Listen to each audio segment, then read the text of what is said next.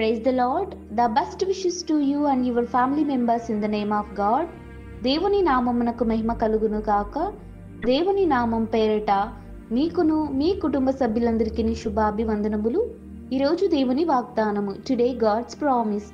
దేవుని కుమారుని అంగీకరించువాడు జీవము గలవాడు. 1వ యోహాను రాసిన పత్రిక 5వ అధ్యాయం 11వ వచనం. He that received the Son of God hath life. The book of 1 John chapter 5 verses 11. క్రీస్తునందు ప్రియమైన సహోదరి సహోదరులారా, దేవుడు మనందరితోనూ ఉదయకాల సమయంలోనూ మనతో వాగ్దానం చేస్తున్నాడు. దేవుని యొక్క కుమారుణ్ణి అంగీకరించువాడు జీవము గలవాడని యోహాను భక్తుని ద్వారా దేవుడు మనందరితోనూ మాట్లాడుతున్నాడండి. ఎవరైతే దేవుని యొక్క కుమారుణ్ణి అంగీకరించకుండా ఉంటారో అట్టి వారందరూ జీవము లేని వారని దేవుని యొక్క లేఖనము తెలియజేస్తుంది. మరి మనము ఈ దిన వాగ్దానంలో మనము దేవునిని అంగీకరిస్తున్నామా, దేవునిని మన సొంత రక్షకునిగా అంగీకరిస్తున్నామా అనేది ఒకసారి పరిశీలన చేసుకోవాలి.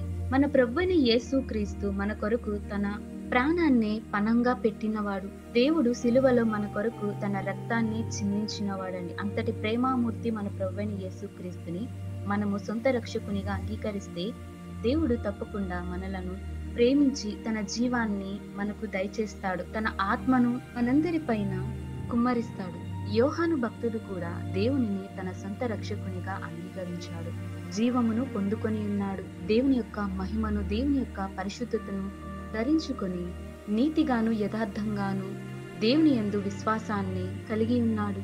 మరి మనము ఈ లోకంలో ఎవరిని సొంత రక్షకునిగా అంగీకరిస్తున్నాము, ఎవరితోనూ జీవిస్తున్నాము, దేవుని కోసం జీవిస్తున్నామా, దేవుని యొక్క ఆత్మ కోసం జీవిస్తున్నామా అనేది ఒకసారి పరిశీలన చేసుకుంటే మన తండ్రి అయిన దేవుని యొక్క కుమారుడైన ప్రభువైన యేసుక్రీస్తు మనలందరినీ ప్రేమించి దేవుని యొక్క కృపను, కరుణను దేవుడు మనందరికీ దయచేయును గాక.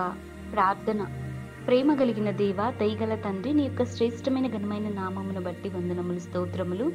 దేవా, మేము మిమ్ములను సొంత రక్షకునిగా అంగీకరిస్తున్నాము. దేవా, దయచేసి మా యొక్క తప్పులను, మా యొక్క పాపములన్నిటిని క్షమించి నీ యందు విశ్వాసం ఉండి నిన్ను మా సొంత రక్షకునిగా అంగీకరించుకొని నిన్ను ఆరాధిస్తున్నాము. దేవా ప్రభా, ఎవరైతే నిన్ను అంగీకరిస్తారో అట్టి వారందరూ జీవమును పొందుకుంటారని మా అందరితోనూ మాట్లాడారు. అందును బట్టి నీకే వందనములు, స్తోత్రములు.